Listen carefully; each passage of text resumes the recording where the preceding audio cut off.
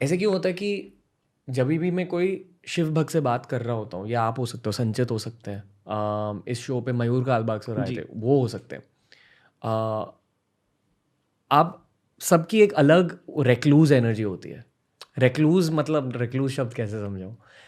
Okay, ये मैं मानता हूँ कि जितने भी कृष्ण भगवान के भक्त देखे हैं मैंने वर्सेस जितने भी शिव जी के भक्त देखे, कृष्ण भगवान के भक्त ना बहुत ज़्यादा एक्सट्रोवर्टेड होते हैं और शिव जी के भक्त थोड़े से इंट्रोवर्टेड होते हैं। ये बात सही है आपके अकॉर्डिंग? नहीं, देखो कैसे होता है रणवीर कि जभी भी हम कोई भी भगवान को पूछते हैं, जपते हैं, उनके बारे में चिंतन मनन अभ्यास भी करते हैं, उनके गुण आप में आ जाते हैं। हाँ, ये समझाओ। ये एक्चुअली मेरा सवाल यही था कि वो गुण क्या होते हैं हम्म, शिव जी के, तो and why are you drawn to a particular god? हाँ, सो पहली बात तो Shiv ji is the only god probably who is worshipped in two forms.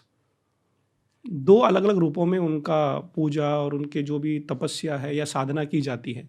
सबसे पहले the physical form of Shiv ji जो ध्यान करने बैठे हैं कैलाश में, त्रिशूल है, डमरू है, और ऑल दैट, गंगा माता एंड सर्प स्नेक अराउंड हिम।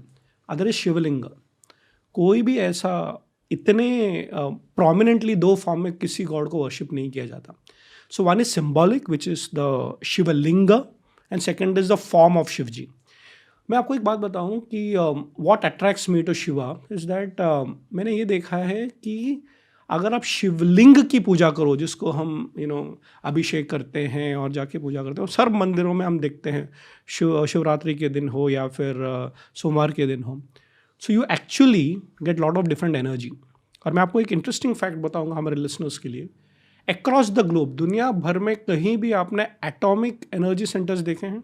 जैसे यहाँ पे BARC है, what is the form? Baba atomic research तो है। फॉर्म कैसे है? वो शिवलिंग का है। तो every atomic reactor in the world is in the form of a Shivlinga. देखा आपने? नोट कीजिए वो बात। इसका रीजन है because if you go by mathematics या गणित के हिसाब से जाओ, that is the best form of saving energy. ये पता है आपको? Okay, of holding holding energy. So that Shivling is actually energy. So अगर आप शिव जी की शिवलिंग की पूजा करो तो you will get those energy. So मैंने अपने जीवन में देखा है कि जब मैं सोमवार को मंदिर में जाता हूँ और उसके अभिषेक करके जो आता हूँ, आई एक्चुअली गेट एनर्जाइज्ड। और वो जो स्वरूप है शिव जी का, जिसको हम त्रिशूल आधारी, उसकी तो अलग ही बात है, क्योंकि he is the only person who can destroy the whole world but doesn't do it till the time comes. अब देखिए, शांत बैठे रहते हैं।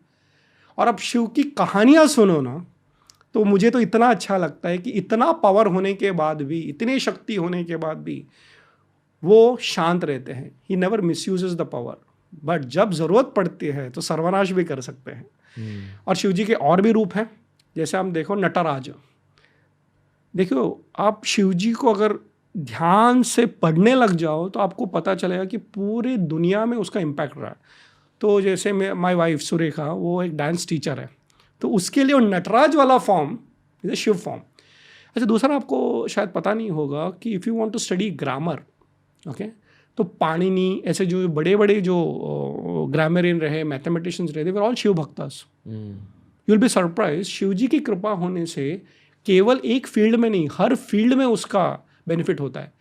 सो मेरे लिए क्यों शिव जी है कि जितना मैं समझने की कोशिश करता हूँ कहानियों के द्वारा, या फिर अब जैसे कहते हैं ज्योमेट्री के एंगल से देखो, it's a very powerful God. तो आपकी साधना हो सकती है, पूजा पाठ हो सकती है, तपस्या हो सकती है। जितना आप शिव जी को अपने अंदर के स्वरूप को जानो, you will be surprise, you will become powerful, और आप फील कर सकते हो।